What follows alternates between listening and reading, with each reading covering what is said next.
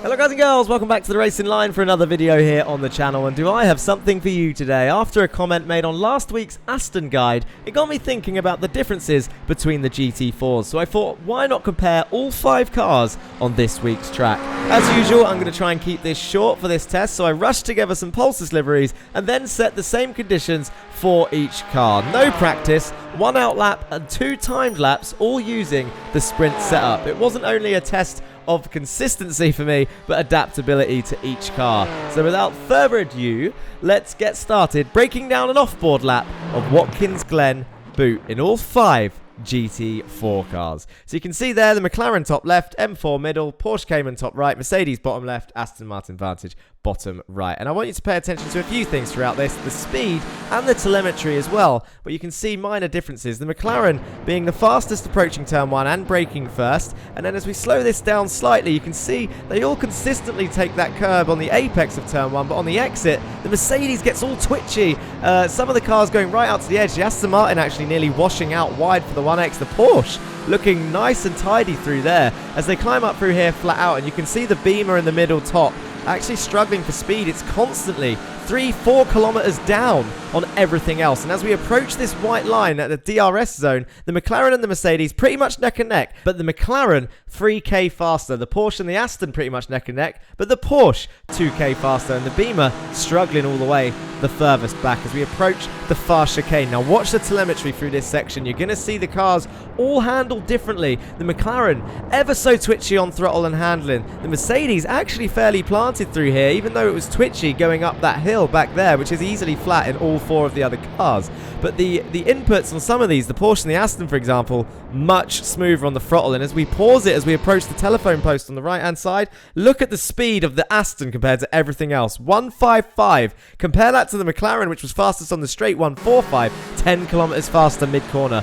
And it's all about that smooth input on the throttle as they all exit wide on the curb. Get back over to the right hand side now as we approach sector 2. We slow it down for this corner, and as you can see, some of the cars actually handle quite nicely. Like the McLaren, held it tight all the way around the curb, but these other cars, some of them took a wider entry and a shallower exit, trying to carry as much speed as they can. We'll slow down this hairpin as well, which is an uphill braking zone.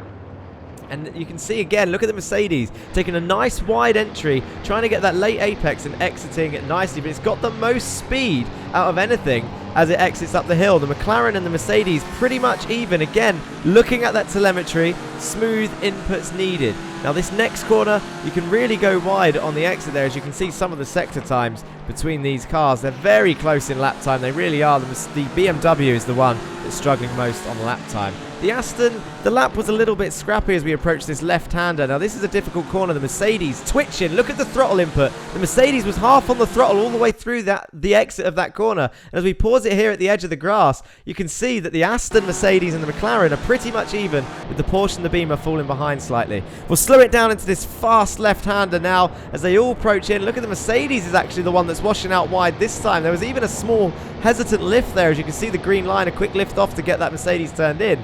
And there's difference in gears. The Aston always being 1 gear higher, but compared to the other 4 cars in most of these corners. And then this exit point, if we watch that throttle input, the Beamer was actually the one where, and the Porsche, where you just lifted off slightly in some of those throttle zones to get the maximum exit. And there you can see the lap times. The Beamer coming in with a 55.6, 55.3 for the Porsche, 55.2 for the McLaren, 2 dead for the Mercedes, and the Aston coming out on top with a 0.1. Let's go through that again, but this time on board. We won't slow it down at all. This will be full speed and uninterrupted, so you can see the steering inputs of each car. Again, watch the speed. We're all turning into turn 1 fairly easy. None of the cars twitching too much on the exit. The Aston, maybe a little bit of extra steering input as it nearly went too wide, but watch this as we go up the hill. Look at the Mercedes steering wheel. There was a little bit of a loss of traction as you go up into 5th gear and chuck it into that right-hander, which is weird because it's easily flat out in the other cars. Now watch the McLaren through this chicane. I'm sure that I was soaring away at the wheel as I went into this. The McLaren feels like a slightly long car. Look at the steering inputs. There it is, soaring left and right compared to the others, all single inputs. Just trying not to mistake. And the BMW is the one that's being sawed away at as we hold it tight along this long right-hander. And the Mercedes is always twitchy on that exit. As we start throwing it into the corner, McLaren is the one that's working the wheel the most, trying to find that speed. But bizarrely, and I didn't know this until I made this video, it just seems so much faster in a straight line compared to the other 4 cars. Into this tight right-hander now. Again, the Beamer mid-corner soaring away at the wheel. But look at the Porsche through that corner. Maybe made a bit of a mistake on that lap as we exit up the hill. The the Mercedes looking like it's going fast. This is fairly even with the Aston and the McLaren as we approach this final corner. Down into third for most of the cars. Second for the Mercedes. Everything else staying in third. And then let's have a look at the gearing for this next corner.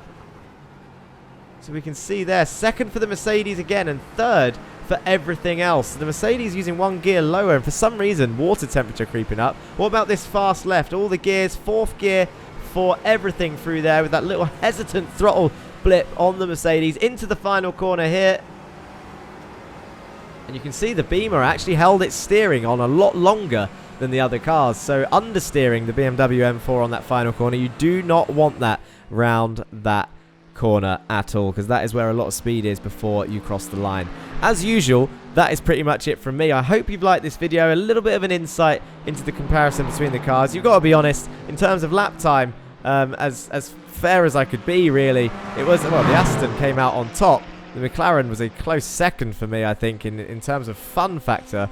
But it was really close, apart from the Beamer, which was about half a second off the pace of the Aston. So that shows why it's not being used much in the Falcon Challenge. Maybe it needs a bit of love on setups. The Mercedes did well, obviously the new car holding its own, although it was weird that the gears were slightly lower, very planted through this chicane. Got extremely close to the wall in the Mercedes compared to the other cars. You can go back and have a look at that. The Porsche, something I haven't really driven that much, but was surprisingly stable. But I do think the Beamer needs some TLC from iRacing to get it a little bit closer to the other 4. The other 4, close enough, I think, in the terms of the sprint setup.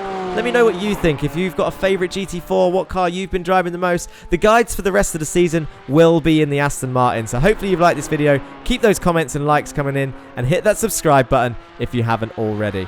Don't forget, if you jump over to the GT Omega website and you're going to buy anything from them, maybe a cockpit, steering wheel, gloves, anything, you can use the discount code TRL to let them know that you are a subscriber of our channel. You get 5% off any product you want to buy, even if you're buying in bulk.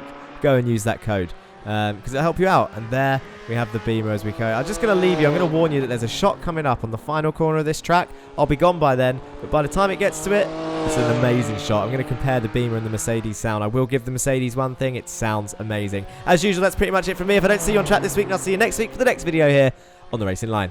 Peace.